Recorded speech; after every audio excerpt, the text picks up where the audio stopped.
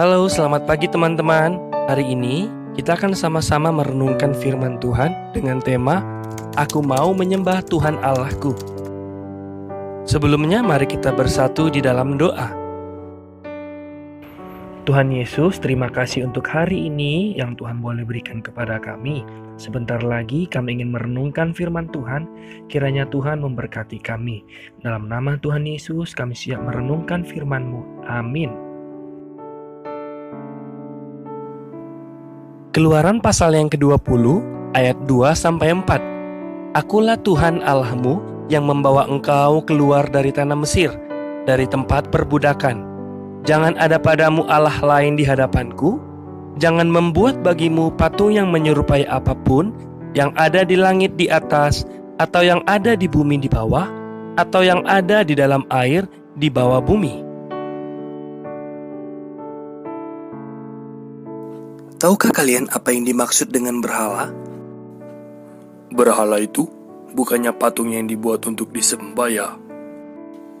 Iya benar, tapi sebenarnya semua hal yang menggantikan tempat Tuhan di dalam hidup kita juga bisa menjadi berhala. Sama halnya dengan cerita bangsa Israel kali ini, yang dimana orang Israel tidak sabar menunggu Musa yang bertemu dengan Tuhan di Gunung Sinai. Mereka kemudian meminta Harun untuk membuat patung untuk mereka sembah.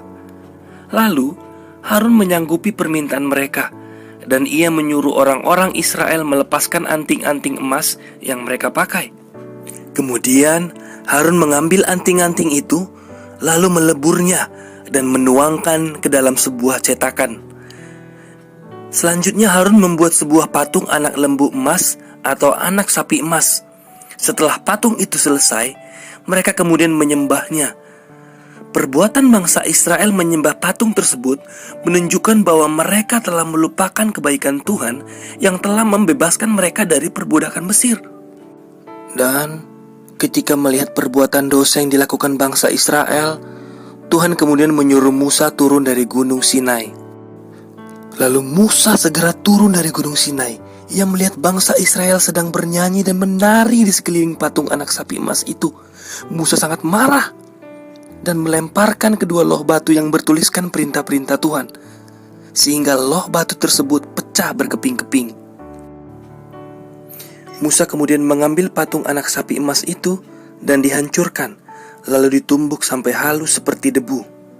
Orang-orang yang menyembah patung anak sapi emas itu dihukum mati. Jumlah mereka sebanyak 3.000 orang. Nah, melalui peristiwa tersebut, Tuhan mengingatkan bangsa Israel bahwa hanya Tuhan saja yang boleh disembah. Kita tidak boleh menggantikan Tuhan dengan patung-patung buatan manusia.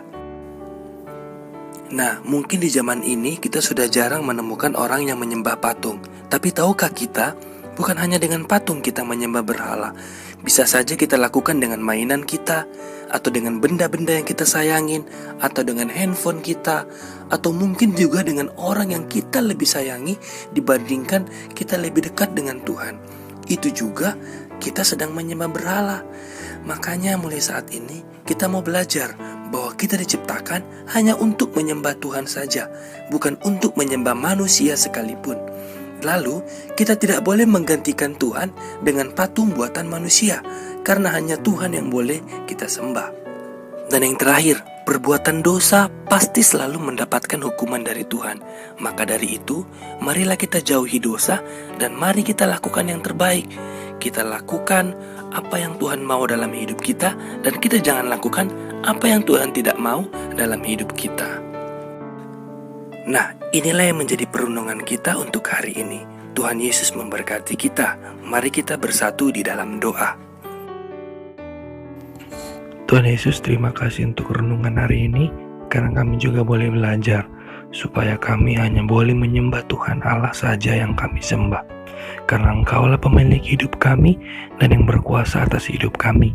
Ampuni kami Tuhan, ketika kami menyembah berhala melalui kehidupan kami, baik itu melalui benda-benda kami, baik itu melalui hal-hal yang kami sayangi yang menggantikan Tuhan dalam hidup kami. kami.